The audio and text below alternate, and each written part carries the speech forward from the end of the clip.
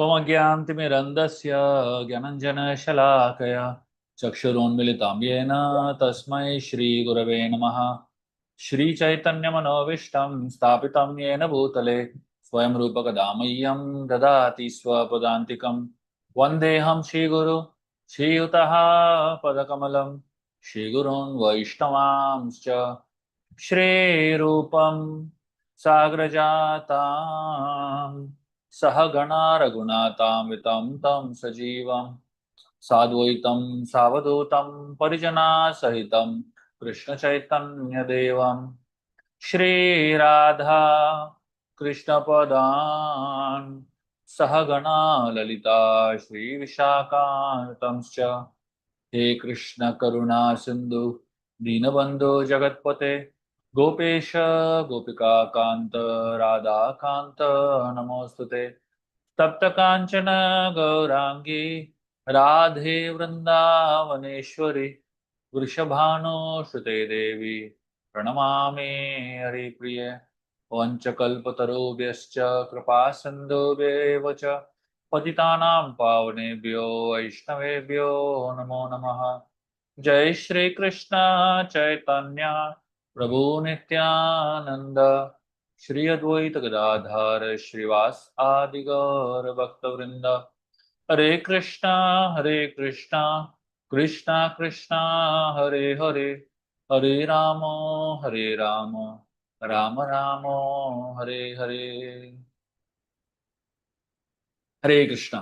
We would like to welcome all of you all to the Applied Bhagavatam classes. We are on the third canto of Srimad Bhagavatam, and today we're going to be talking and discussing chapter 13 of the third canto of Srimad Bhagavatam. The 13th chapter of the third canto is a very, very beautiful and an extremely exciting chapter that talks about the appearance of Varahadev, and it talks about the pastime of Varahadev in detail. So today's session is going to be a complete meditation on Varahadev, this most amazing personality. We will be discussing so many details of him as well as so much of absorption in Varahadev. So this chapter begins as a conversation between Vidura and Maitreya. Over the last few weeks, we have been having this discussion on Vidura Maitreya Samvad, and this chapter is a part of Vidura Maitreya Samvad. And Vidura is asking Maitreya Rishi at the beginning of this chapter, after the birth of Swayambhuva Manu to Lord Brahma, what happens post that? When Swayambhuva Manu and his wife they unite together, what is the story that continues after that? So that's what Vidura is asking, and Maitreya begins to reply to him. Just to recap what we discussed last week, we were discussing about how Brahmaji was creating so many different personalities. Some of his creations were a failure. He was not satisfied with his creations. After several attempts of failure after failure at so many levels, then finally Brahma created Swayambhuva Manu and his wife. When Swayambhuva Manu and his wife were born to Lord Brahma, and then Brahma gave them instructions to procreate and to increase the population of this universe. At that point of time, this particular discussion is going on. Vidura wants to know what happened after that. So Maitreya Rishi starts replying to Vidura's question, and he says, he begins with a very beautiful and a very thought-provoking idea. Maitreya says that Swayambhuva Manu was a great devotee of the personality of Godhead, Hari. And hearing his character and activities is so wonderful. And then he says something very sweet and something that is a beautiful meditation for all of us. He says, Shrutasya pumsam suchira shramasya nanvanjasa surviridito artha tattad gunanu shravanam mukunda padaravindam hridayeshu yesham. So he says those people who hear from a spiritual master with great labor and for a long time must hear from the mouth of pure devotees about the characteristic and activities of pure devotees. Pure devotees always think within their hearts of the lotus feet of the personality of Godhead, who awards his devotees liberation. In this, there is two very beautiful instructions I thought was really apt to even meditate on. He says, people who hear from a spiritual master with great labor and for a long time. I was just thinking about this. What does the meaning of hear from a spiritual master with great labor and for a long period of time? Sitting and hearing in one place is a great labor, isn't it? I'm sure for all those people who have been hearing lectures for like 1 hour, 2 hours, 3 hours, I'm sure you'll understand what I'm talking about. Yeah. It is great labor because it requires a lot of attention to be able to capture, to be able to actually digest a lot of information, knowledge, wisdom that is being shared. And it's not easy for the body and the mind. The body is wanting to run away. And that's one of the reasons why people love online, because it's not restricting you to sitting in one place physically, right? You can just be moving around anywhere. You can be in a car. You can do whatever you want, and then also you get the feeling that you've heard. But actually sitting under the feet of a spiritual master and hearing for a long time, that's what is being spoken about here. Because why specifically long time, Maitreya is saying? The reason is because for our mind to start focusing, it at least takes about 15-20 minutes to start focusing. Mind is all over the place, running all over the place. And as you start Shravanam, it takes a certain amount of time to come to a point where you can actually meditate, absorb, and really start digesting things that are being told. That's why long time is very important. And therefore, I highly recommend everyone to spend time, if possible, sitting under the feet of a spiritual master and hearing. But even if not, whatever you hear it with attention, and you hear it in an atmosphere which is conducive for your hearing. So try to make an atmosphere. If it simply means keeping your camera on, that will create a better atmosphere for you, do that. If it simply means that you need to sit in a particular place in your house or in wherever you are, and you need to sit with a notebook and pen, whatever you need to do to be able to sit and hear for a long time, that's what you should do. And of course, with an absorption. So whatever way you feel will make you more absorbed, you should do that. Manu asks Lord Brahma, how can I serve you? And Brahma tells him, I am very pleased with you, and I desire all blessings to you and your wife. And and look at what Brahma says. He says, you have without reservation surrendered yourself unto me with your heart for my instructions. And he says, your example is quite befitting a son in relationship with his father. This sort of absorption for the superior is required. And one who is beyond the limit of envy and who has accepted the orders of his father with great delight and executes it with his full capacity. Now, this is something very, very interesting. Brahmaji is very pleased with Swayambhu Manu because he is obedient. Now, let us not just look at it from a point of view of father-son relationship, but let us look at it from a point of view of a guru-disciple relationship also. When the disciple is obedient to the spiritual master's instructions, it pleases the heart of the spiritual master a lot. Now, is it that the spiritual master gets pleased when you obey him for his benefit? The answer is no. The spiritual master is always thinking of our benefit. When we obey the spiritual master, when we follow the instructions given to us by our teachers, by our gurus, by our fathers, parents, it's not for our benefit. Sorry, it is not for their benefit, it is for our benefit. So the spiritual master will never give an instruction that is only benefiting him. He will always give an instruction that is benefiting you and your spiritual progress, which is why it is very important to listen to the instructions of the spiritual master and follow the instructions of the spiritual master. And look at the words Brahmaji is using. He's saying, since you are my very obedient son, I ask you to beget children qualified for like yourself. This is a blessing that the spiritual master gives all the disciples who are obedient to him. When a disciple is obedient to the spiritual master and follows the instructions of the spiritual master, it pleases the heart of a spiritual master a lot. And when the spiritual master's heart is pleased, he blesses. And the greatest blessing the spiritual master can give us is that we get empowered to create more disciples like us. So the spiritual master is really pleased with you. The best blessing he can give you is, may you be more empowered so that you can create more, students who are qualified like you. Because the spiritual master finds that to be a rare phenomena. To be a very rare phenomena that you have obedient disciples. And today's world of Kali Yuga, it's so rare to find obedience, isn't it? What to speak of disciples, the guru relationship. Even in parent-child relationship, so difficult to find obedient children, isn't it?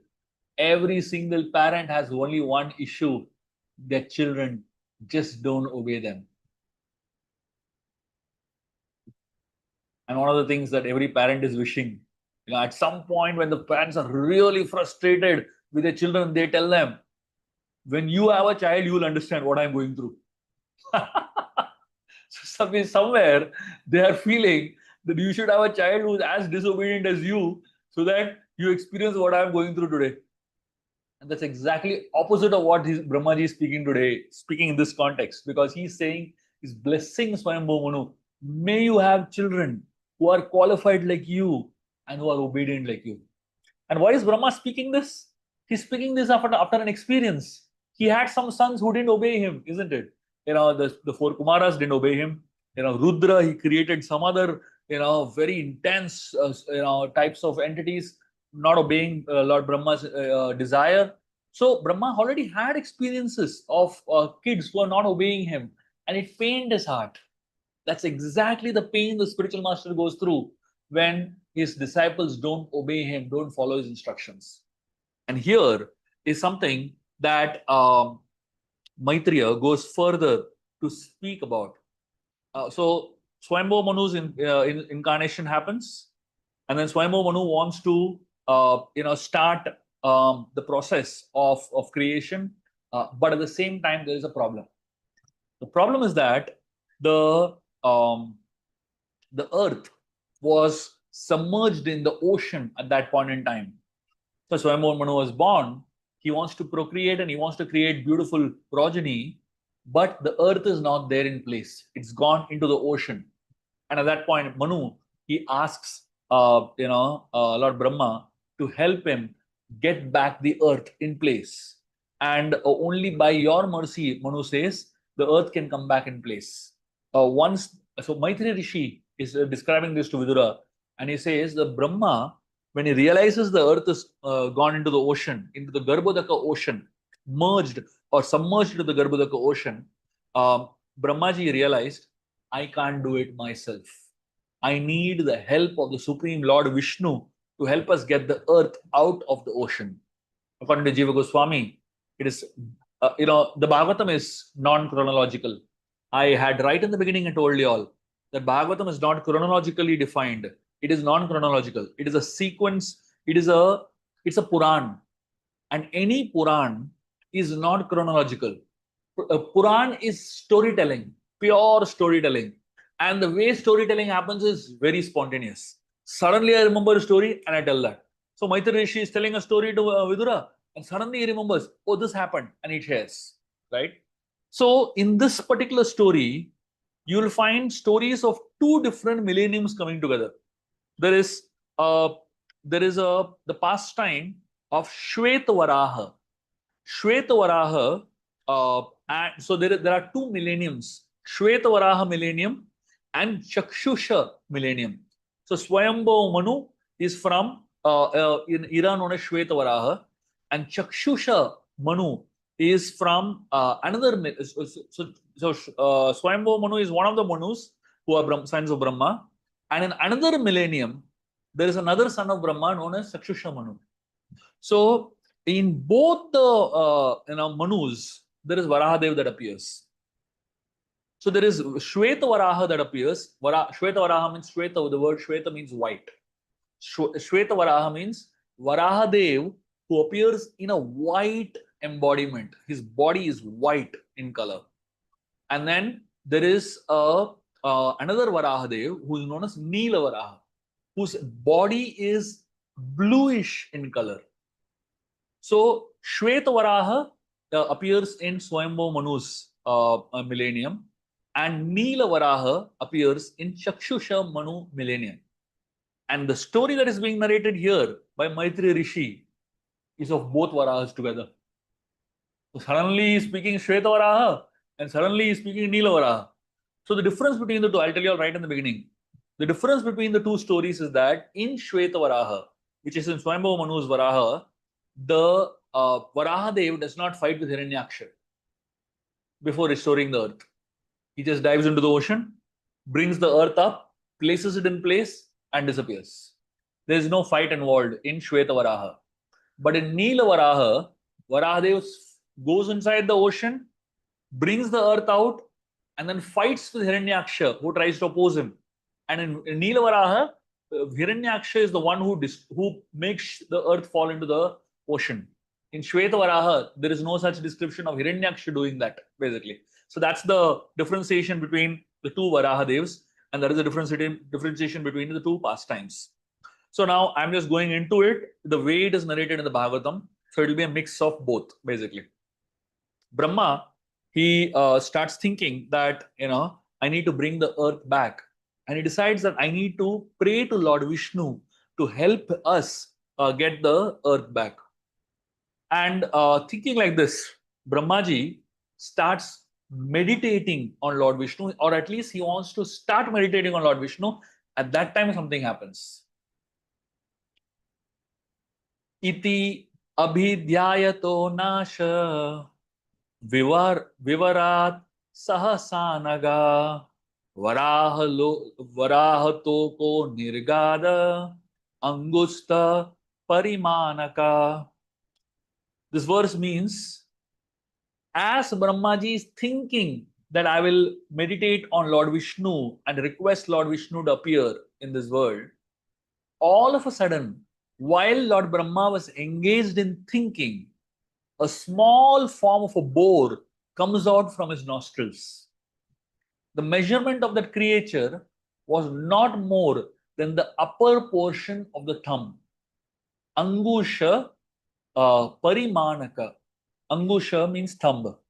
And Parimanaka, this upper portion of the thumb.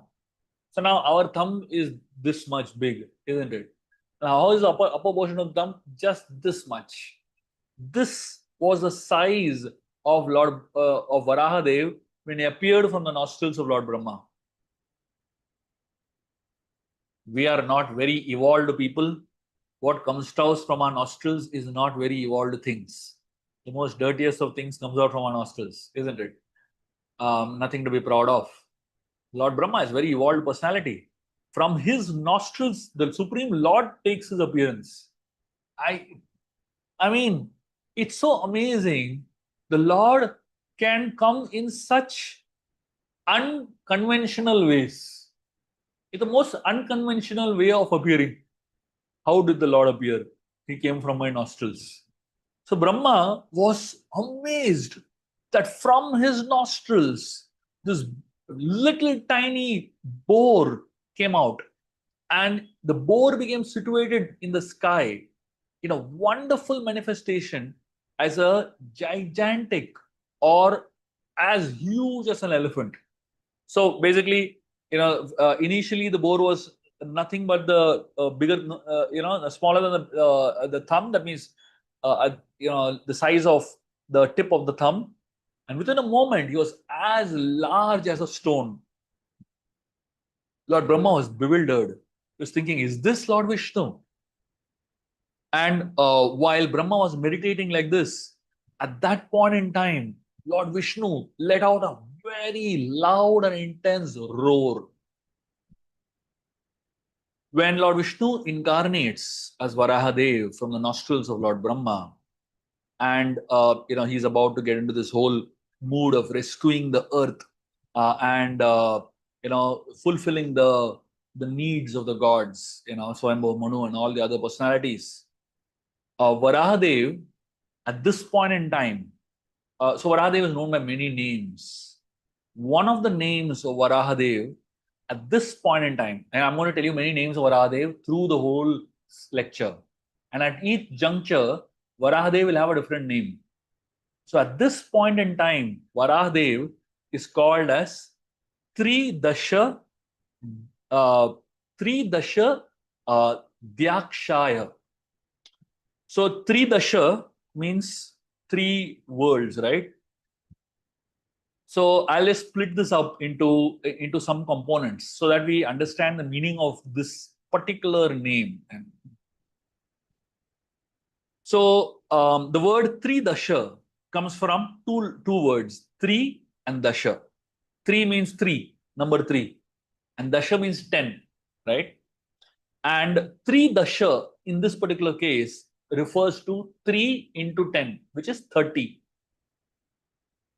And here it is, Lord Varahadev is called Tridasha Adhyaksha. Tridasha Adhyaksha. So what is the meaning of Tridasha Adhyaksha? The word Adhyaksha means he is the Lord or the Master or the Protector. Tridasha Adhyaksha means the one who is protector of Tridasha. What is the meaning of Tridasha here? The word Tridasha refers to the 33 crore demigods. 33 crore devatas are called here as Tridasha. Of course, you might say that it is 33. It should be 3 dasha and 3 again, right? But it's just this a round off, essentially. Instead of saying 33 crore demigods, just in a very short way, it is say 3 dasha adhyaksha. So it is 3 into 10, that is 30. It actually referring to 33 crore of the devatas. And adhyaksha actually also means teacher. But in this particular case, it means protector from danger. And therefore, Tridasha Adhyaksha means the one who protects the devatas from danger and in times of need is called Tridasha Adhyaksha.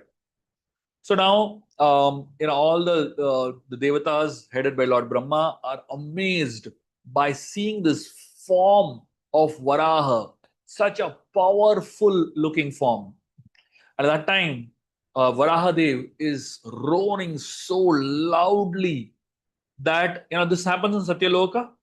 So while Varahadev is in Satyaloka roaring loudly, the residents of Janaloka and Tapaloka and Satyaloka hear the roar, the voice of Varahadev. And when they hear the voice of Varahadev, it is so auspicious that all the denizens of all these planets, Janaloka, Tapaloka, Satyaloka, they are all filled with pure souls. Though these are higher planets, it is explained these three lokas are progressively filled with very exalted and evolved personalities. And all these evolved personalities, they were, hearing this voice of this Varahadev, and they started chanting Vedas. They started chanting auspicious mantras from the Vedas. And then Varahadev, he flew into the sky. And as Varahadev flew into the sky, his tail was slashing, his hair was quivering, and his glance was so powerful that as he was jumping down deep into the ocean, Garbhodaka ocean, he was scattering the clouds. The hair of his body was so huge, it was hitting the clouds and scattering the clouds. Now imagine the scene, right? Imagine a large airplane, going downwards towards the ocean at full speed, penetrating through the clouds. That was the kind of vision that was Varahadev was, giving out. And all these personalities, when they were looking at Varahadev fly down at such a great speed, they started folding their hands and offering prayers and chanting mantras. Varahadev was Lord Vishnu, the Supreme Lord, and he was transcendental, but he had the body of a hog, of a pig. And he began to search for earth with his smell. Hogs, whenever they want to search for anything, they use their nose, right? They they decide what is what based on the what their nose gives them. They smell what is right and wrong. So Varahadev began to search for earth using his nostrils, smelling everywhere. And his tusks were so powerful and so sharp. All the Brahmanas, they began to chant mantras and prayers as Varahadev jumped deep into the Garbhadaka ocean. It is explained that Varahadev has the body of a pig, but you cannot compare him to a materially contaminated physical body. It is not possible for an earthly pig to assume such a giant form. It is not possible that the body of an earthly hog is pure, but Varahadev's body is absolutely pure, as we're going to see further down the line. So he began to search for the earth by smelling the earth, and here it is explained that Varahadev is sublime and transcendental in his body. What is the meaning of the word transcendental, and what is the understanding of this word transcendental? Let me tell you a small story about it. And this is a true story that happened many years back in Australia. It actually began, in India, but then the story continues in Australia. There was a man who was born in a Mohammedan family, in a Muslim family, and this man had many questions to ask. And he was very bold and very straightforward about his questions. He would go, he read the Quran, he spoke to a lot of people who were practicing his faith, and he would go to those who claim to be scholars in Islam, and he would ask them questions. And one of the questions that he always asked everyone, and he never got a satisfactory answer, is that he said, Allah is everywhere. They said, yes, Allah is everywhere. God is everywhere. So he said, if Allah is everywhere, is Allah present in stool? And they got so offended. They said, what nonsense. You are a nonsense. You are absolutely a disgrace to our community. And they should stop him from entering the mosques after that. And he really genuinely wanted to know, is Allah there in stool? If he's there everywhere? And nobody could give him an answer. Somehow that question kept, really haunting him so much. If Allah is there everywhere, is he there in stool? And everywhere he kept getting the answer, no, Allah cannot be there in stool. He's so dirty. This man, over a period of time, he had so many questions to ask and he never got answers to his questions, and he completely gave up practicing his religion. He went into a completely material way of life and he started enjoying himself. And over a period of time, he somehow reached Australia for higher studies and then started working there. And this question kept nagging him. Everywhere he would go, he would ask people and he would disappoint them, he would irritate them, and they would throw him out. Like this, life went on. One particular day, this man happened to go to a pub, enjoying himself, getting drunk, very high on, alcohol, and he was completely absorbed in his enjoying spirit. At one point, he got so drunk badly that they had to, really take him out of the club because he was disturbing everyone so much. So the bouncers in that club, they picked him up and put him in a go down, just to kind of keep him from doing any nonsense in the club, So it was a dark go down, and this man was drunk to the limit. And in this dark go down, where he was thrown, he was dumped, basically. It was completely dark except in one corner of that go down, there was a small window from which light from outside was coming in. The sunlight from outside coming inside. Just a dark pub. So obviously, there was no, usually in these dark places, in especially casinos and pubs and all, they try to, keep the sunlight out so that people don't know what time it is. They lose track of time and they completely enjoy themselves. So in this go down, there was a small ray of sunlight coming in.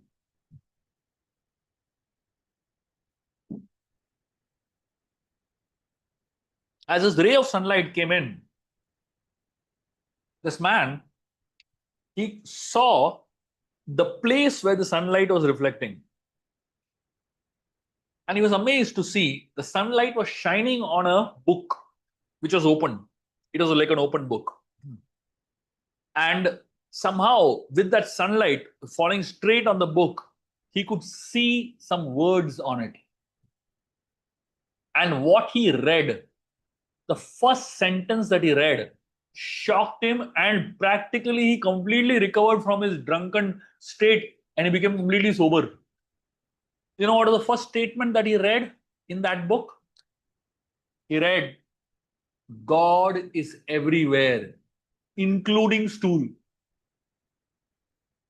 His lifelong question was being answered in that book. He picked up that book, sat under that ray of light, and began to read whatever he could from that book. That book happened to be Back to Godhead magazine. And this was an article on Varahadev. And this was specifically an article that spoke about how Varaha, this incarnation of the Lord, was practically taking on earth from the dirtiest place, the bottom of the Garbhodaka ocean, the dirtier than, the filthiest of toilets. And Varahadev brought it out. Varaha was in the form of a boar. Why did he take the form of a boar? He took the form of a boar because that was the task that was needed. He had to go to that particular dirty place and pick it up. Now, imagine if you have to go to fight fire. What, you can't go with your normal clothes, right? You can't wear cottons and go to fight with fire. You need clothes that are fireproof. If you have to, go to the Antarctic, for example, you have to go to the coldest of the places in the world. You cannot just go with normal, clothes. You have to go with clothes that can handle minus 50, minus 60-degree temperature. Obviously, you need a different type of suiting. If you go to space, you need a different type of attire. You can't go with regular clothes to space. You need an attire that can handle that kind of atmosphere. If Varahadev has to go into the earth, into the Garbhodaka ocean, and bring out this earth which was in this filthy place, he had to take a body that could handle that filth. And whose body is better equipped to handle filth than a pig's body? And that is why the Lord chose the body of a boar, of a wild boar. This man, when he read this statement that God is everywhere, including stool, that's it. This man, his life was sorted. He went, found the address that was there in the book, and then he got connected and he became a Hare Krishna devotee, completely dedicated himself to the movement, because that's where he got the answer to his question. Varahadev ki jai. So Varahadev, with his hoofs, which were sharp like arrows, he dived into the limits of the ocean. Though the ocean, Garbhodaka ocean, is unlimited, Varahadev managed to find the earth, which was the resting place of all the living entities, lying there on that ocean. And Varahadev personally lifted the earth using his tusks. So the two sharp tusks of Varahadev, they pierced the earth and lifted the earth, and he got it out of the water. And thus, when he came out of the water, he was glowing so powerfully. It is explained that when Varahadev came out of with the earth, at that time the demon Hiranyaksha attacked him. Varahadev, he fought off Hiranyaksha, and he went and first placed the earth in its orbit at the right place on the Garbhodaka ocean. He placed it at the right place, so it was floating in the ocean. And then he went back to fight against Hiranyaksha and he killed him. According to Jiva Goswami, there are two different Varahadevs. One is a Chakshusha devastation, or there are like these yuga cycles happen at regular intervals. One is Chakshusha and one is Swayambhuva. And this particular appearance of the Varahadeva that is being discussed take place during the Swayambhuva Manu's time. And it is explained that by the grace of Varahadev, the boar incarnation, the earth was brought out. Maitreya Rishi summarizes both of these incarnations together in one story and presents it to us. So Varahadev kills the demon within the water. And when Varahadev kills this demon, Hiranyaksha, within the water, Varahadev's mouth gets smeared with blood, and the tusks of Varahadev get smeared with blood, and even the cheeks and tongue of Varahadev becomes smeared with blood. And it is explained that just as an elephant becomes reddish from digging the earth, which is purple in color, similarly, Varahadev, he's a giant elephant. By fighting against this demon, his face becomes reddish in color. There's another name for Varahadev. He is also called as Kritanta Krita. There is this particular story of Hiranyakashipu and Hiranyaksha starts with a personality named Kashyapa Rishi. Hiranyakashipu comes from the word Kashyapa, that is the context. Kashyapa Rishi was a very powerful sage. When he was born, he was actually called as Pashyaka. That was his original name. Kashyapa, he was originally called as Pashyaka. If you actually think about it, the word Kashyapa does not have a meaning. But the word Pashyaka has a meaning. So what is the meaning of Pashyaka? Pashya. Pashyanapena pashyati. Like say, for example, the word Pashya comes from the idea of seeing. Pashyan apena pashyati means I see, but yet I don't see. But there are some people who actually see. Pashyaka means the one who can see what others cannot see. Now you might say, what a strange name that is. What is the meaning of Pashyaka? One who can see what others cannot see. What does it mean? It simply means the sage who has a vision. There are many things that a sage can see the normal people cannot see. A simple thing. When you're reading a book, for example, you're reading Srimad Bhagavatam. As you're reading the pages of Srimad Bhagavatam, there are some things that you see. But when some other great devotee reads the same Bhagavatam, he will see things that you have not seen also. He is called a Pashyaka. Pashyaka means one who can see what others cannot see. So if anybody can see what others cannot see, that person is called as a Pashyaka. His mother, Kashyapa Muni's mother, she renamed him as Kashyapa. Why? Because she thought, what if my son, gets nazar from somebody else? Or if somebody puts an evil eye on my son, because if they come to know about his abilities, they might get envious of him and put evil eye on him. And therefore, let me rename my son from Pashyaka as Kashyapa. And that is how Kashyapa Muni got his name Kashyapa. What an amazing story, isn't it? Kashyapa was originally called Pashyaka, but simply because his mother felt people will be envious of him and there will be evil eye on him, she changed his name to Pashyaka, to Kashyapa. That's the love of the mother. It's amazing. Even if you are Kashyapa Muni, for your mother, you're a baby only. For your mother, she's going to look at you with concern only. She didn't think my son is going to be a great sage who will be able to do anything to him. She didn't think like that. She thought like a mother. She felt my son is so innocent. Though he has this vision of Pashyaka, he can see things what others can't see. He has such a great vision. But still, I'm feeling bad for him. That what if he has to face evil eye? So she renamed him as Kashyapa. Anyway, Kashyapa Muni got married to two wives, Diti and Aditi.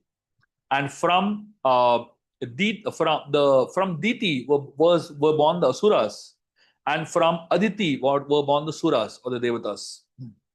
So Diti, she wanted to have a child from Kashyapa Muni, but at the wrong time, in the evening time, Sandhya time. And at that point, Kashyapa Muni, he warned her, this is the wrong time for having a child, for procreating. Kashyapa Muni told Diti, because you have approached me at the wrong time, I'll give you two sons, but they will be dangerous for the universe. Diti immediately understood she made a big mistake by requesting him at the wrong time, and she begged forgiveness from Kashyapa Muni, and she said, please forgive me. And because he felt bad for her, he blessed her that though you will have two sons who will be the most dangerous people, powerful demons, but you will have a grandchild who will be celebrated in the entire world, who will be such a great devotee of the Lord. He'll make the entire dynasty proud. He will give deliverance to the entire dynasty. And that's how Prahlad was born eventually to Hiranyakashipu. So when Hiranyakashipu and Hiranyaksha were born, and eventually Hiranyaksha, he starts digging the earth. It is explained that Hiranyaksha digs the earth so much that the earth loses balance and falls into the Garbhodaka ocean. That is how the earth reached the bottom of the Garbhodaka ocean.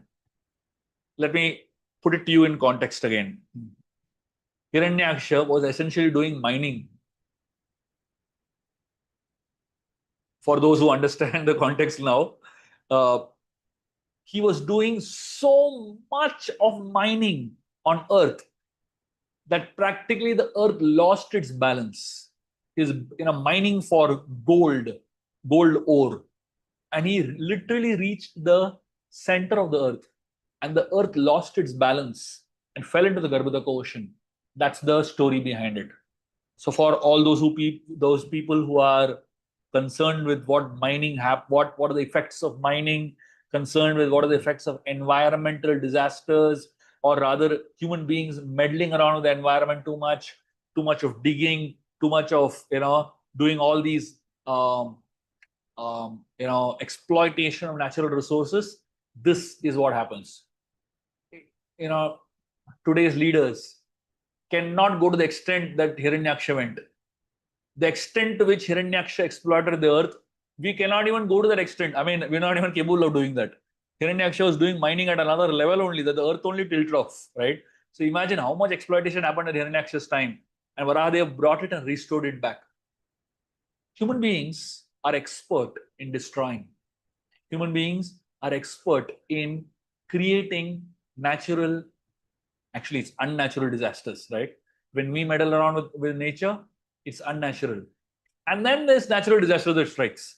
We call them, like, if you look at now what is happening in Himachal Pradesh, so many landslides and so much of destruction happening by floods and cloud bursts and all of that.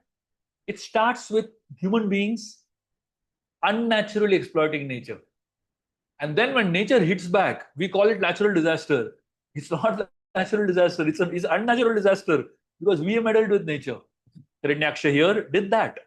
And because Hiranyaksha did that, and he really created havoc, Hiranyaksha at that point in time, he was called as Yamaraj.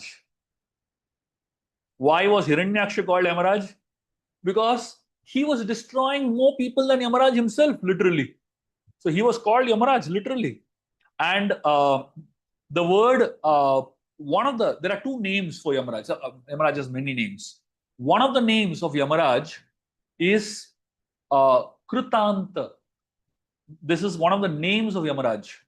The word Kritanta means the one who destroys, the one who gives death. That's the word of, meaning of the word Krita. Krita Anta. Krita means do. Anta means end. Krita Anta. Kritanta means the one who ends. That's his. This is his job. His job profile is to put an end to you. He's called Krita Anta. And because he's called Kritanta, Yamaraj is called Kritanta, and Hiranyaksha gets the name Kritanta because he is doing the role of Yamaraj here, and Varahadev is called Kritanta Krita. Kritanta Krita means the one who puts end to end itself, rather the one who puts end to the person who puts an end to you. He's called Kritanta Krita. That is the meaning of the word Varahadev. So Varaha, he is so powerful that Hiranyaksha, whom the whole universe is trembling, Varahadev fights with him and finishes him off. There's a very sweet and a very beautiful description of the fight between Varahadev and Hiranyaksha. You know, the fight is very intense, obviously. I'm not going to get into the description of the fight. But one of the things that happens in the fight is very interesting. It is explained when Varahadev was fighting with Hiranyaksha, at a particular point, Hiranyaksha starts giving bad words to Varahadev. He starts giving such abusive bad words to Varahadev. It is explained Varahadev feels very bad. His face lowers a little bit. He feels his smile withers away. He feels a little bad. The Supreme Lord has feelings. When you glorify him, he feels happy. But when you speak such bad things about him, he's your father. Imagine a child speaks bad things about his father. Won't the father feel bad? The Lord has feelings. The Lord is a person. And naturally, because Lord has feelings and he's a person, he felt bad. And his face lowered a little bit. And then eventually, Varahadev felt, I should teach him a lesson. He's my son after all. And to teach him a lesson, Varahadev goes to him, gives him one tight slap. And when Varahadev gives him one tight slap, the slap is so hard, it hits Hiranyaksha so hard on his cheeks that his earrings falls off to the Sutal Loka. This is an interplanetary fight. Such a powerful slap Varahadev gives him that his earring falls to Sutala Loka. And that earring was eventually discovered by Mahabali because, Vamanadev, he gives Bali Sutala Loka. And when Bali Maharaj goes to occupy Sutala Loka, there he sees the earring of Hiranyaksha there. And then he shows Ravan that same earring of Hiranyaksha. And how does that earring come over there? The earring comes by the slap of Varahadev. One, you can say, Kaan ke niche bajaya, in Hindi, this is what you say. So that's what Varahadev did, and that's how he destroyed Hiranyaksha and killed him. So when Varahadev killed Hiranyaksha, all the sages with great respect started glorifying Varahadev like anything. And they offer many beautiful prayers. I'm going to share with you all some amazing prayers that the sages are offering Varahadev. Beautiful meditation. One of the sages says, O unconquerable enjoyer of all sacrifices, all glories and all victories to you. You are moving in your form as a personification of the Vedas. And look at this, pay attention to this. They say, and in the hair holes of your body, the oceans are submerged. Let's meditate on this particular point. What are the sages saying? In the hair holes of your body, the oceans are submerged. What is the meaning of hair hole? Let us first discuss that. All of us have hair on our bodies, and these hairs are very fine, thin things, right? Very thin things. And the place from where the hair comes out in your body, anywhere in your body, that point, they're called pores. And from those pores, hairs emerge. Now, if a hair is emerging from a small pore, what is the size of that pore? Insignificant, isn't it? It's so tiny. It's so small. But what are the sages saying here?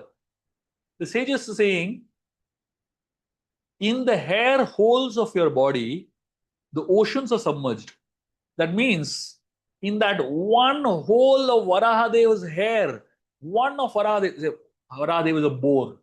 Boar has how many hairs on their body? Unlimited hairs, practically all from top to bottom of the body, right? You remove one of the hair of Varahadeva's body, that hole that remains where that hair was standing, in that one little hole, the entire ocean can be submerged. So imagine the size of Varahadeva's body. If the entire ocean, imagine if Pacific Ocean can be filled in one hole of Varahadeva's body, hair. So imagine how big Varahadev is. And to now bring you in context, let me tell you a beautiful story from Vrindavan. One time, Mother Yashoda was giving a bath to Krishna in Vrindavan. It is explained that Krishna was very tiny, very small baby at that point in time. And Mother Yashoda wanted to give him a bath. And the entire bath of Krishna got over in half bucket of water. And the sages are saying, what is this pastime? The same Lord in whose one hair particle, in one hair follicle, the entire ocean can be contained. The same Lord, Yashoda is bathing in one half bucket of water. Finish. Bath is over of Krishna. What a fascinating thing, right? The same person, when he comes as Varahadev, even the ocean is not, the water of the ocean cannot fill one hair follicle of his body. And the same Varahadev, when he comes as little Krishna, the entire bath of Krishna gets over in half bucket of water. That's how glorious the Lord is. So the sages glorify Varahadev by saying many other prayers. They say, your form is worshipable by the performance of sacrifices. But souls who are miscreants are unable to see it. All the Vedic hymns, the Gayatri and other Vedic hymns, are in touch of your skin. Your bodily hairs are like kusha grass. Your eyes, in your eyes is clarified butter. In your four legs are the four kinds of purusharthas, the four, dharma, artha, kama, moksha.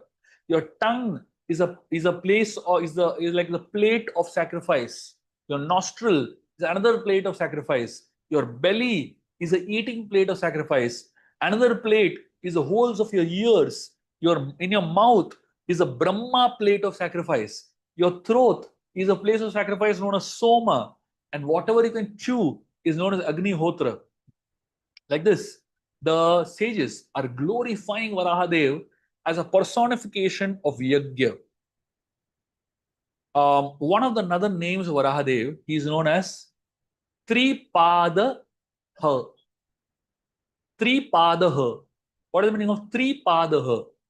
There is a very beautiful and amazing understanding of what is the meaning of this word Tripadaha.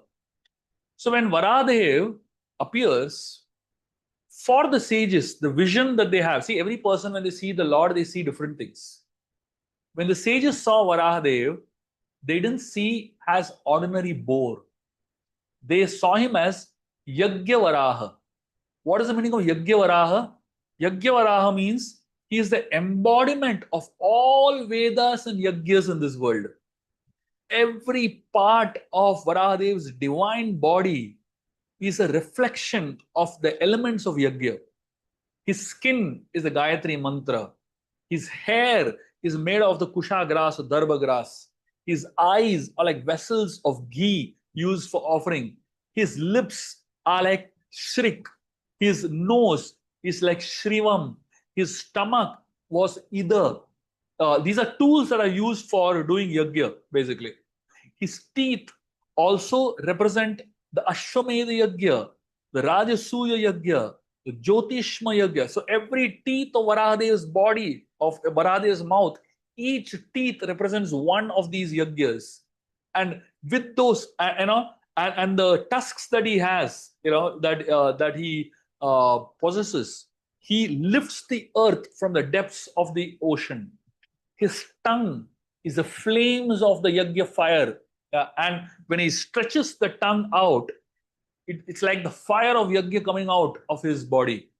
his entire body is like a living sacrifice, a living, walking sacrifice. The sages who saw Varahadev in action, they were amazed. They started praising him to be the embodiment, the essence of all sacrifices. And that is how, Varahadev was being glorified.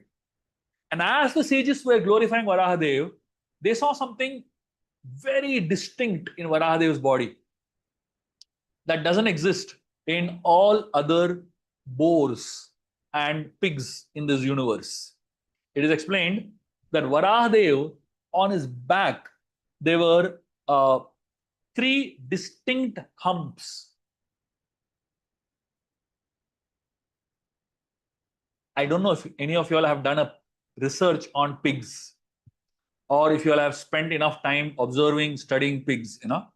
If you haven't, probably after this lecture you can try doing that. It is explained that Varaha was such a special boar incarnation that on his back he had three humps. The three humps on the back of Varahadev, they're called as thimils. They're called as, why Varahadev has three humps? The three humps represent the three syllables of Om, A, U, Ma. The syllable A represents Paramatma, the Supreme Lord. The syllable Ma represents Jivatma. And the syllable U is a link between the Paramatma and Jivatma, which represents the internal energy of the Lord. So the three A, U, Ma together is Om. So the back of Varahadev, the humps of Varahadev is Omkar personified. And imagine, Varahadev is, of all the names of Varahadev, one of the names of Varahadev is called as Tripadaha. Tripadaha means one who bears the three syllables of Pranava, Omkar, on his divine back. Because Varahadev has the three syllables of Omkar on his back, is called Tripadaha. So this Tripadaha is so all of these is what the sages saw, and they were glorifying Varahadev like anything. And one of the sages, one of the glorifications that the sages give to Varahadev, they say, Triyamayam Rupam Itam Cha Shokram Bhumandale Nata Data Dritena Chaksti Chakasti Shringoda Ghanena Bhuyasa Kulachalendrasya Yathaiva Vibrama. So they say, O Lord, as the peaks of great mountains become beautiful when decorated by clouds, your transcendental body becomes beautiful because of you lifting the earth on the edges of your tusk. So it is explained that there are two ways of looking at it. One is the body of the Lord becomes beautiful because of the earth being lifted. The other is the earth becomes beautiful because of the Lord lifting the earth up. So in this particular place, it is said that your transcendental body has become beautiful because of you lifting the earth on the edges of your tusks. So here, the word Vibrama means illusion, or it is also representing beauty. It is explained that when a cloud rests on a mountain, it appears to be so beautiful. I don't know how many of you have ever seen, clouds on a mountain, the peak of a mountain especially. I've seen some amazing mountains, and I have actually walked on those mountains with clouds right on them. So it almost feels that the clouds are resting on the mountain peak, basically. And they look really beautiful. Similarly, the Lord has no need to sustain the earth on his tusks. But when he does so, the world becomes very beautiful to look at. The Lord also becomes very beautiful because his pure devotee, the earth, his pure devotees are on the earth and the earth is on his tusks. It's like the Lord is lifting all his pure devotees up. And that is the meaning over here of this very beautiful description that the sages are giving him. Um, so the Varahadev, just to give you an idea of how big Varahadev was, one of the acharyas is asked a question. In fact, this acharya, he asks the Supreme Lord this question, Lord Narayan this question. He asks the Lord, my dear Lord, can you please tell me which of your incarnations is bigger? Is Varahadev bigger or is Trivikram or Vamanadev bigger? Which is bigger of the two? The Lord, he realizes that this acharya is asking me. He actually wants to answer it himself, but he's just testing me. So the Lord, he asked the acharya again, this acharya, his name was Poige Alvar. So the Lord asks him, you only tell which of my two incarnations is bigger, Varaha or Vamana. At that time, this Alvar, this great devotee, he tells the Lord, see, I will tell you after seeing them. Can you please show me both your incarnations now? I will look for myself and then decide which is bigger. At that time, the Supreme Lord gives him a demonstration of both his incarnations, Vamana and Varaha, right in front of this Acharya. When this Acharya sees both these incarnations of the Lord right in front of his eyes, then he sings a song, which is his answer to the question. He sings this song and he says, the Trivikram avatar of the Lord, he measured the entire earth with 1 foot. With 1 single foot, he measured the entire earth. So his feet of Trivikram avatar is as big as the earth. But Varaha avatar, the same earth seemed like a mole, a small blue gem on the top of his canine teeth, on the top of his tusks. Therefore, in comparison to the two avatars, this Alvar declared Varaha avatar is much bigger in size compared to Vamana avatar. Imagine such a huge body Varaha avatar had, that in the tip of his tusk the earth was resting, and that earth was looking like a small blue diamond or blue gem. And that is how big Varaha avatar was. And it is said that the name, so the tusks of Varaha in Sanskrit, they are called as Shrunga. Shringa refers to the canine, the huge canine, the tusks of Varahadev. And because one canine tooth of Varahadev, one tusk of Varahadev is so huge that in the tip of that tooth, Mother Earth was resting and it looked so tiny. That tooth and that particular form of Varahadev, he is called as Mahashrungaha. So, Mahashrungaha means, Shrunga means a tusk. Shrunga, and Mahashrungaha means the one who has tusk which is so massive in size. And therefore, this is another name of Varahadev, is called as Mahashrungaha. The sages go on glorifying Varahadev. And they say, my dear Lord, you are, for the residential purpose of all the inhabitants, both moving and non-moving, this earth is your wife. You are our Supreme Father. We offer our respectful obeisances unto you along with Mother Earth, and in whom you have invested your entire potency. And just as an expert sacrificer puts fire in the Arani wood, this particular prayer that the sages are offering to Varahadev is a very beautiful prayer. They are calling the earth Bhumi Devi as the wife of Varahadev. I'm sure all of you all have heard of this form of Varahadev called Varaha, right?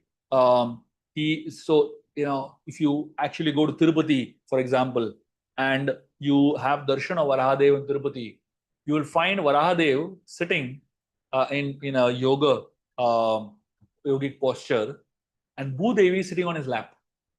So one of the wives of the Lord is called Bhudevi. So because the Varahadev touched the earth with his tusks, the place where he touched the earth with his tusks, that particular place where Varahadev touched the earth with the tusk, it is explained that eventually a son was born to earth because of the touch of Varahadev. And that son eventually came to be known as Banasur.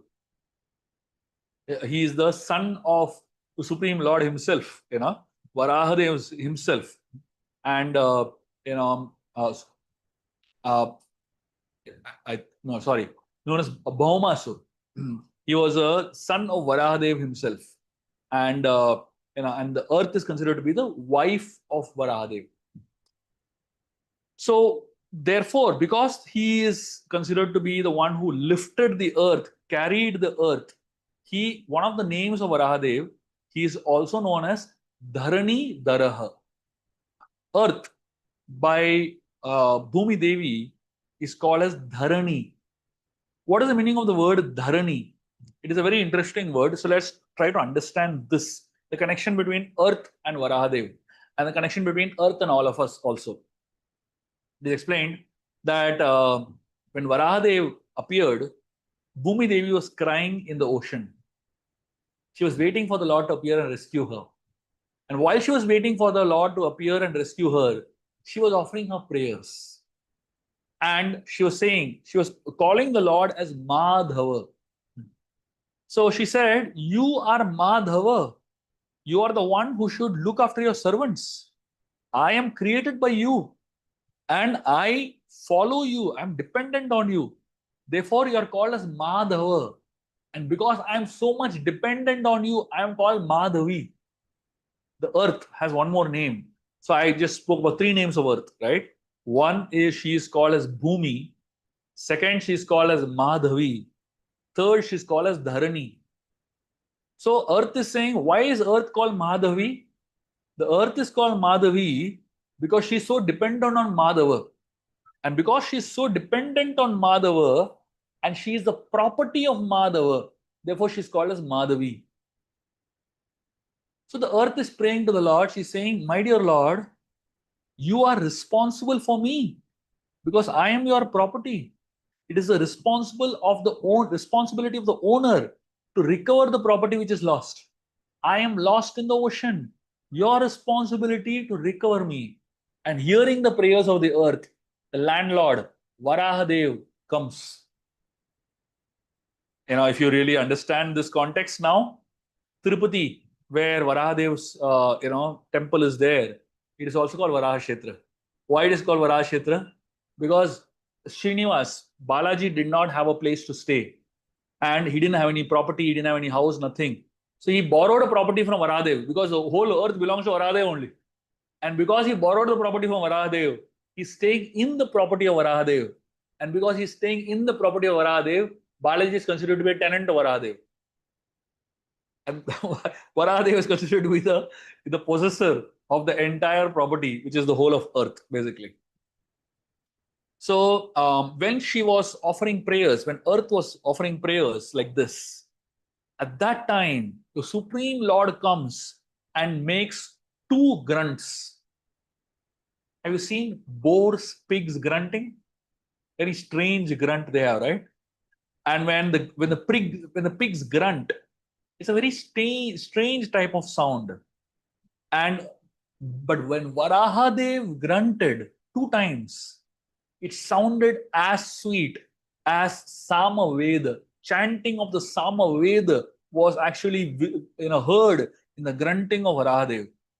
And after that grunt, he jumped into the sea and he started making the grunt in the sea also.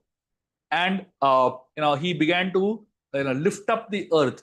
And when he came up, he appeared out of the ocean. He came out of the ocean with the earth on his tusks. It appeared like a blue mountain came out of the sea. Why Varahadev is compared to a blue mountain? Because here he's called Nila Varaha because his body is bluish in color, and he is carrying the earth between his 2 crescent moon-like fangs. So he has 2 tusks basically, and between the 2 tusks, he is balancing the earth. He is balancing the earth very beautifully. So it seems like a blue mountain has come out, And on top of the blue mountain, there are two white moons, beautiful looking crescent moons. And on top of that blue, the two crescent moons is a blue earth. It's amazing, right? What a visual, isn't it? And therefore, Bhumi Devi is telling Varahadev that you own me. And she's saying, it is your duty to save me. You saved me now. But she's telling, what about all our children who are suffering so much? Who will save them? So Bhumi, she is called Dharani. The reason she is called Dharani means she is holding, all the living entities in this world, right? So she is very concerned about all of us. She's telling Varahadev, Varahadev, you have saved me, which is one of your properties. I am one of your properties, you have saved me. But what about all your children who are on earth? Who will save them? What will happen to them? They are also drowning in the ocean of birth and death.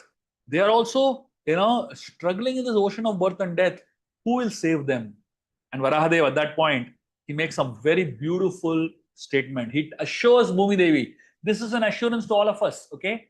He assures Bhumi Devi, if a person who is young and is strong in his body and mind, if that person makes garlands for me, sings my holy names, chants my names, he does devotional service to me, even if he forgets me in old age, I will never forget him. I will remember him. So here, when the earth she personifies, she offers this very beautiful request to Varahadev. Mother Earth, she is known as Dharani. So as I said, Dharanam means bearing, and because goddess Bhumi, she is bearing and supporting all of us. She's called Dharani. She's tolerating all of us. She's called Dharani. And the Supreme Lord tells her, don't worry. I am responsible for all the living entities here. I will take care of all the living entities. Let them simply chant my names and offer prayers to me. Let them simply make garlands for me. Even if they forget me in their old age, I will not forget them. I will remember them and I will take them back with me. I am responsible for them. And from that time, the Varahadev gets another name. He is known as Dharani Dhara. Dharani Dhara means the one who holds earth. Dhara, Dhara means the one who holds. And Dharani Dhara means the one who holds the earth.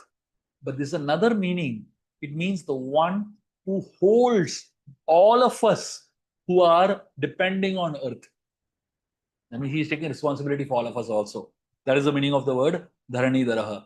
So all these, great acharyas, great sages are offering all these beautiful prayers to the Supreme Lord. And after all these, sages are offering these prayers to the Lord puts the earth back, he takes it out from within the ocean and puts it back to float on its orbit, and he returns back to his own abode. Because he puts the earth back on his orbit, he gets another name. His name over here at this point, he is known as Govinda. Go means earth, and Vindaha means the one who protects the earth, and Govindaha means the one who protects the earth from distress. And because he also puts the earth back in place, so he is called as Govindaha. That is another meaning, another name of Varahadev.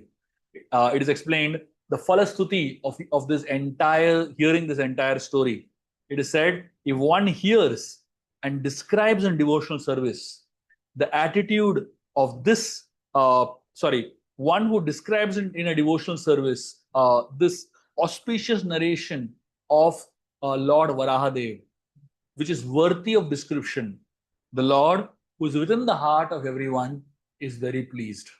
So all of y'all, you have heard the narration of Varahdev's appearance and Varahdev's pastime and Varahdev's glory. Definitely, the Lord is very pleased with all of you. I'll end today with an amazing story and a beautiful last name of Varahadev, which is the most special name of Varahadev and also the most beautiful connection of Varahadev in our lives.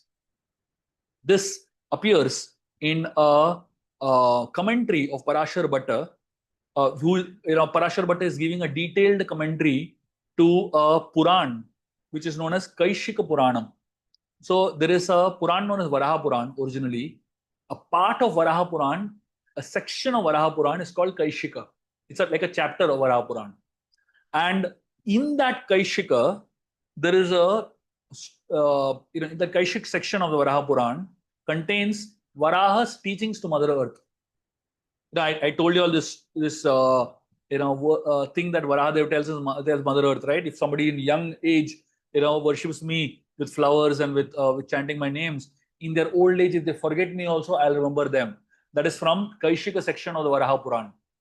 Parashar Bhatta, he gives a very detailed description of this in the form of a very beautiful discussion. One devotee asks Parashar Bhatta a question.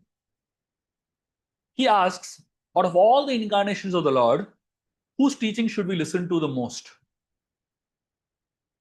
He explains, should we listen to Vasudev?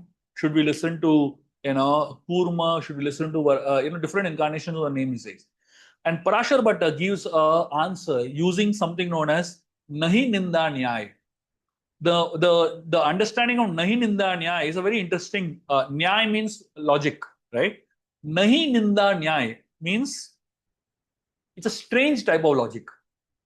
In this logic, to glorify one person, you may show others as lower. The idea is not to find faults of another, but it is mainly to glorify one person.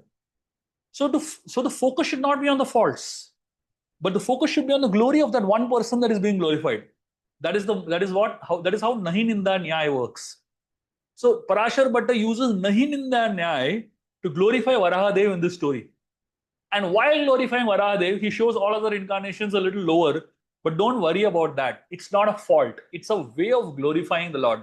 All of that incarnation is the Lord only, right? But Parashar Bhatta, he is kind of using Nahi Ninda Nyay to help us understand the glory of Varahadev. It doesn't mean others are not glorious. It simply means Varahadev is amazingly glorious. So here is a discussion.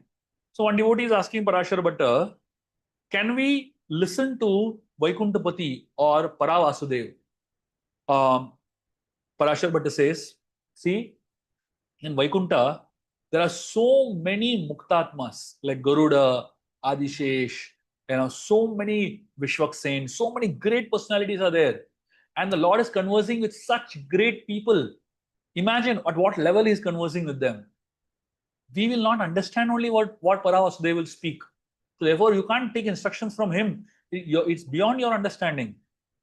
So then this devotee said, fine, I will not go to Paravasudev for instructions. Can I go to Kshirodakshay Vishnu, who is in the milk ocean, for instructions? Can I learn from him? He says, Parashar Bhatta says, when Kshirodakshay Vishnu, who is in the milk ocean, speaks, along with his speaking, the waves of the milk ocean also come. First of all, when an ordinary person speaks, you can't hear and understand properly. What you will understand when you hear his words with the sound of the waves, you can't understand only. So then this person says, can I go to Matsya Avatar? He has given Matsya Puran and all, so I'm sure he must be very knowledgeable. Parashar Bhatta says, he himself is in the ocean. Matsya Avatar himself is in the ocean. How will he save you, who are also drowning in an ocean? Only when he crosses the ocean can he help you cross the ocean. So he says, he is not the right person to hear from. Then he says, fine, can I hear from Kurma Dev? Kurma Avatar, he has given us Kurma Puran and he's such a great personality, such a powerful person. Parashar Bhatta, very funnily, he says, Kurma Dev himself has a burden on his back. Somebody who himself is carrying such a heavy burden on his back, how will he help you deal with your burdens in life? Then this person says, can I go to Narsingh Dev at least? Parashar Bhatta says, Narsingh Dev is half man, half lion. It's so confusing. How do you address him? His heart is one and his head is another, right? So he has a heart which is human body, but his head is that of an animal, that is of a lion. What if he thinks something else? What if there is something in his heart, but something else comes out from his mouth? It is so confusing. How will you understand him? Then this devotee says, can I go to Vamanadev? He is full human being. So Parashar Bhatta says, see, he shows a small feet, then increases his feet later in size. So what he says and what he does are two different things. I would not advise you to go to him. And then this person says, can I go to Parashuram at least? The word Parashuram itself says he has a parashu in his hand. You do so many sins. What if he gets angry, seeing your sins and runs after you with a parashu to kill you? How will he advise you? Then he says, fine, can I go to Ram at least? So he says, Lord Ram is a disciple of Vashishta Muni. And Vashishta Muni has such lofty principles, and Ram follows those lofty principles. Will he even acknowledge you? Will he even accept you with all your shortcomings? I don't think you stand a chance with Ram. Then he says, fine, can I go to Lord Balaram at least? Parashar Muni says that Balaram is intoxicated with Varuni. He may say that he will save you when he is completely drunk and very high. But later on when he wakes up, when he becomes sober, he sees your sinful condition and he says he may not even remember his promise. Better, avoid. Then he says, can I go to Krishna? Parashar Bhatta says, to understand Krishna, go and ask his devotees, the gopis. All the gopis tell Mother Yashoda that his own people, his own gopis are saying, you can't trust him. He tells so many lies. So if his own people don't trust his words, how can we? Parashar Bhatta says. Then this person gets completely bewildered. He says, there's only one incarnation left. Can I go to Kalki? Can I trust, can I, learn from Kalki? Parashar Bhatta says, from those who have incarnated them, you're not able to learn. What to speak? How can we trust somebody who was not yet incarnated? And Parashar Bhatta says, then this devotee says, finally, whom do I learn from? There's no avatar left. Then Parashar Bhatta says, every avatar has his own way of listening. But there is one avatar that has a completely different way of listening. And Parashar Bhatta says that Varaha avatar of the Lord, his Siddhanta is very clear and is very easy to follow. He says, Varaha avatar says, you do your devotion in your younger days, and later on, even if you're not able to do anything, I'll remember you. And then Parashar Bhatta says, he says something indirectly through his incarnation. What is that thing that he says indirectly through his incarnation? He says, just like I rescued Mother Earth from the causal ocean, he will deliver us from the ocean of repeated birth and death. And such is the magnanimity of Varahadev. Varahadev is so great. He's so huge. And because Varahadev is so huge, we just saw the size of Varahadev, right? Because he's so huge, the amazing thing is that Varahadev's heart also is huge. Imagine if Varahadev is so huge in size, how big will be his heart? And if heart is so big, how big will be his compassion? And because his compassion is so big and his heart is so big, he is merciful to everybody. And because he has such a huge body and he has such a big heart and he has such big compassion, Varahadev is also called as Mahavaraha. Mahavaraha means the one who has a big body and then one who has a big heart. And therefore Parashar Bhatta says, take shelter of him. We'll end with a very beautiful prayer from the Shavatar Stotra, praying to Varahadev to give us shelter. Vasati dasana shikare dharani tavalagna sashini kalanka kaleva nimagna keshavadrita shukara rupa jai jagadisha hare jai jagadisha hare jai jagadisha hare. Let us take shelter of Lord Varahadev and pray to him with his big compassion to deliver us also from the ocean of birth and death. Thank you very much. Hare Krishna.